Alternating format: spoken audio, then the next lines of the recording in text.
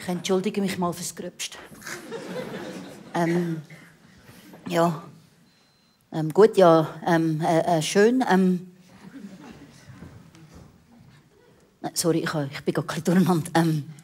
Jawohl. Also, wir haben... So, er hat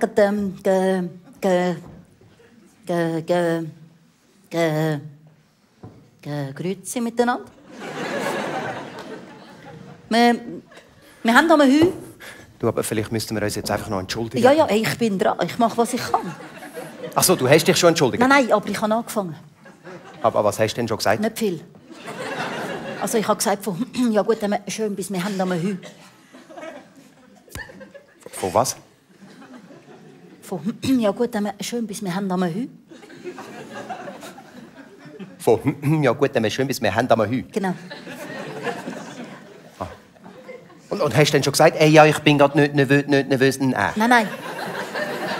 Ey, ja, ich bin gerade nicht nervös, kommt ja nach, wir haben am Hü. Und ich habe nur gemacht ja gut, schön, bis wir haben am Hü. Und wie ist es denn mit und ja, und das freut mich auch sein?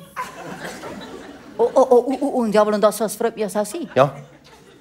Aber kommt das nicht auch noch? Ey, ja, ich bin gerade nicht nervös.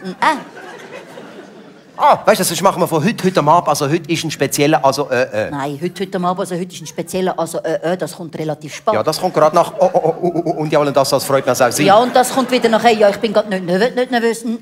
Würde ich nicht machen, das verstehen die nie. Also, du hast gemacht von? Ja gut, dann schön. Bis wir haben am Hü. Gut, dann fangen wir jetzt an bei «Wir haben am Hü». Okay. Und machen bis «Haben vielleicht das nicht erwartet?» und dann ging dich auch wieder. Okay. Ja. «Wir haben am Hü». Ich kann am... Ja, ich bin gerade nicht nervös. Ich kann... Heute am Abend... Also heute ist ja ein spezieller... Also anders wie... Wir haben... Ich fange nochmal an.